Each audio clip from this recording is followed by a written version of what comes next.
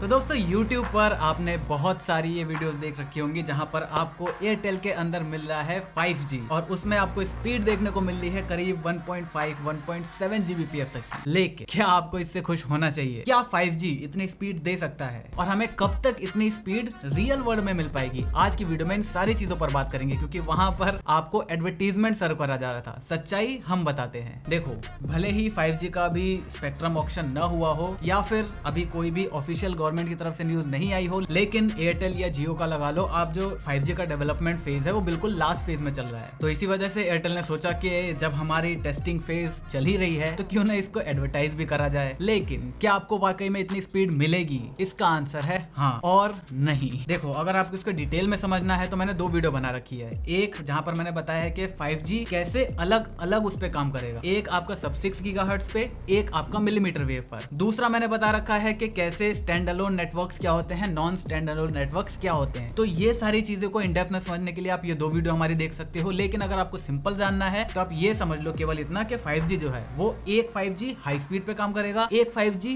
लो speed पे काम करेगा। आपके जो फोन है मोस्टली 5G फोन्स दोनों ही नेटवर्क को सपोर्ट करेंगे, लेकिन स्पेक्ट्रम ये अलग अलग रहेगा। तो यहाँ पर जो आपकी स्पीड है वो आपको इतनी ही देखने को मिलेगी रियल लाइफ में भी, लेकिन ये बहुत ही कम प्रैक्टिकल है। कैसे? यहाँ पर ये जो स्पीड आपको मिलेगी ये मिलेगी मिलीमीटर वेव पर। मिलीमीटर वेव्स की सबसे बड़ी दिक्कत ये है कि वो बहुत ज्यादा दूर तक ट्रेवल नहीं कर सकती। तो आपको अगर इतनी स्पीड चाहिए तो या तो आपको आपके घर के ऊपर एंटीना लगवाना पड़ेगा, लेकिन उससे भी आपका कोई फायदा नहीं होगा। क्यों? क्योंकि मिलीमीटर वेव की पेनिट्रेशन पावर जो है वो भी बहुत ज्यादा लो होती है। तो मोबाइल एंटीना और मोबाइल के बीच जितने ज्यादा ऑब्स्टिकल्स होंगे आपकी स्पीड उतनी ही ड्रास्टिकली चेंज होगी। जैसे यहाँ पर आप देख सकते हो कि अभी स्पीड इतनी आ रही है, लेकिन यहाँ पर जब थोड़ा बहुत ऑब्स्टिकल भी डाला जा रहा है तो स्पीड आपकी ड्रास्टिकली चेंज हो रही है। तो ये जो आपको स्पीड दिखाई जा रही है ये रियल लाइफ में मिलना आपको एक तो बहुत ज्यादा मुश्किल है, और दूसरा जब तक ये हमारे पास आएगी अभी उसमें करीब आपको 1 से 1.5 या 2 साल का टाइम आराम से लग जाएगा, वो भी बड़ी बड़ी सिटीज में आने में। क्योंकि अभी यूएस जैसी कंट्रीज में भी बहुत ही मेन स्पेसिफिक जगहों पर आपको 5G के टावर्स देखने को मिलते हैं। तो ऑब्वियसली इंडिया में तो अभी आने में बहुत टाइम है। दूसरा, मैं क्यों कह रहा हूँ कि मिलीमीटर वेव को आने में टाइम लगेगा, क्योंकि इंडिया के जो डेटा प्राइसेस हैं वो बहुत ज्यादा कम है। तो इससे जो कंपनीज है, जो ऑपरेटर्स हैं, उनको प्रॉफिट कम हो रहा है। प्रॉफिट कम होगा तो भाई वो जो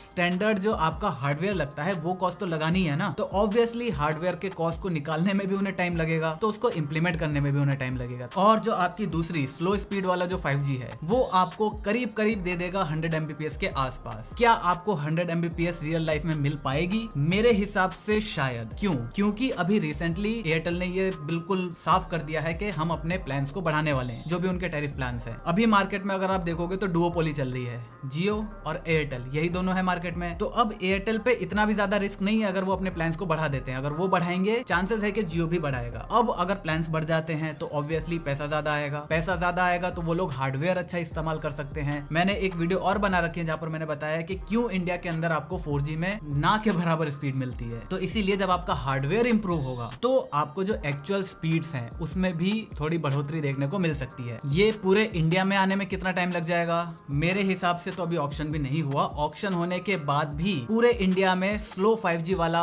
नेटवर्क भी कंप्लीटली आने में करीब करीब 2022 तो खत्म ही हो जाएगा, अगर ऑक्शन 2022 के स्टार्टिंग में भी होता है तो ये तो थी पहली मीठी गोली। इसके बाद एयरटेल ने दूसरी मीठी गोली दी क्लाउड गेमिंग के ऊपर। तो अगर आपको ये नहीं पता क्लाउड गेमिंग क्या है तो सिंपल इसका ये मतलब है कि कंपनीज क्या है बहुत सारे कंप्यूटर्स बनाएंगी, बड़े बड़े हैवी 10 लाख 20 लाख रुपए के रिग बनाएंगी जिसमें आप सबसे तगड़े गेम्स खेल सकते हो। लेकिन आपके पास क्या है? आपके पास एक छोटा सा लैपटॉप है, आपके पास इंटेल i3 बहुत पुराना वाला कोई प्रोसेसर वाला सिस्टम है, तो आप उसके अंदर ठीक से ब्राउजिंग वगैरह भी नहीं कर सकते, गेम कैसे खेलोगे? तो आपको चाहिए होगा एक बहुत अच्छा इंटरनेट। तो उससे जैसे आप टीम व्यूअर के थ्रू क्या करते हो, दूसरे के कंप्यूटर को मतलब मैनेज कर सकते हो ना, बिल्कुल यही कॉन्सेप्ट क्लाउड गेमिंग का भी है। आप अपने कंप्यूटर से दूसरे के कंप्यूटर में चल रहे गेम को कंट्रोल कर पाओगे। तो इससे ये होगा कि आप उस गेम को खेल रहे हो, यही मानो, मतलब रिसोर्सेज उनका यूज हो रहा है, खेल आप रहे हो। इसका आपको बेसिक एक मंथली या ईयरली सब्सक्रिप्शन देना पड़ेगा। तो अब एयरटेल इसे 5G के साथ क्यों कंबाइन कर रहा है? क्योंकि जो क्लाउड गेमिंग है उसके लिए हमें हाई स्पीड चाहिए होती है। लेकिन मेरे हिसाब से क्लाउड गेमिंग मोबाइल इंडस्ट्री के अंदर सक्सेसफुल नहीं होगी। क्यों? पहला रीजन,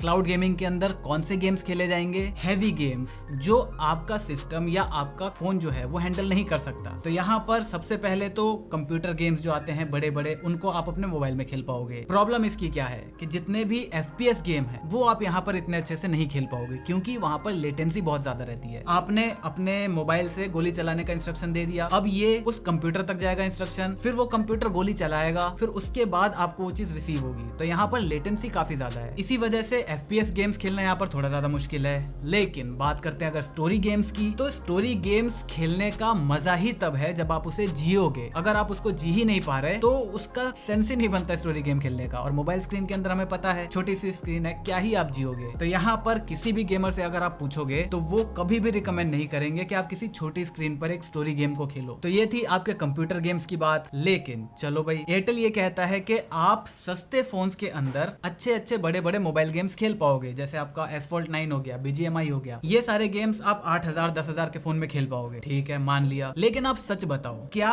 ऐसा बंदा, कोई भी ऐसा जो 8,000 का या 10,000 का फोन ही अफोर्ड कर पा रहा है, क्या आपको लगता है वो हर महीने 100-200 रुपए सब्सक्रिप्शन बेस्ड सर्विस लेगा? देखो, अगर मैं बात करूं मीडिया कंजम्पशन की, क्योंकि मैं नंबर्स अगर दिखाऊं तो नंबर्स ऑब्वियसली बढ़ रहे हैं। क्यों?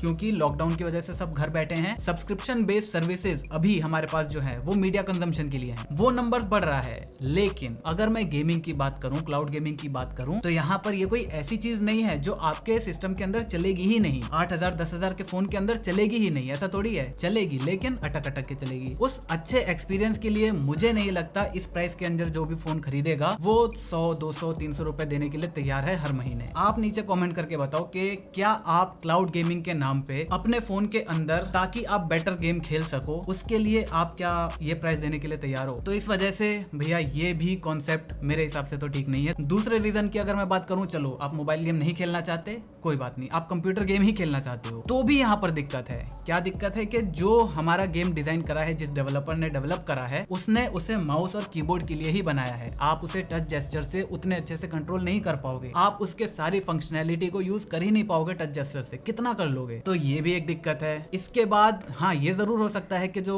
आगे जाकर जब ये बहुत ज्यादा पॉपुलर हो जाए और इसका पॉजिटिव रिस्पॉन्स अगर मिले, तब जाकर एयरटेल क्या कहेगा, डेवलपर के साथ कोलैब करके ये बोलेगा हमारे लिए एक्सक्लूसिव गेम बनाओ। तो ग्राफिक्स और जो डिटेलिंग है वो आपको कंप्यूटर गेम की मिलेगी, कंट्रोल आप मोबाइल से कर सकते हो, तो इसी वजह से उसे टच जेस्चर वाला ही बनाया जाएगा। तब जाकर ये है कि हाँ, आप इसका मजा उठा पाओगे। तो ये एक पॉसिबिलिटी हो सकती है। लेकिन अभी जो ये दावा करा जा रहा है कि आप मोबाइल गेम्स ही खेलो क्लाउड गेमिंग का यूज करके, तो वो मेरे हिसाब से इतना सेंस नहीं बनाता। तो बस मेरा ये वीडियो बनाने का मकसद सिर्फ इतना था कि आपको पता चले कि एडवर्टीजमेंट में और सच्चाई में क्या अंतर होता है। लेकिन इन जनरल आपको ये स्पीड्स रियल लाइफ में तो इंडिया में तो बहुत ही मुश्किल से मिलेंगी। तो बस मुझे उम्मीद है आपको वीडियो पसंद आई होगी। वीडियो पसंद है, वीडियो को लाइक कर देना, चैनल पर नए हो चैनल को सब्सक्राइब कर देना, क्योंकि हम ऐसे ही ज्ञान बांटते रहते हैं। मैं मिलता हूँ आपसे अगली वीडियो में, तब तक जय हिंद, वंदे मातरम।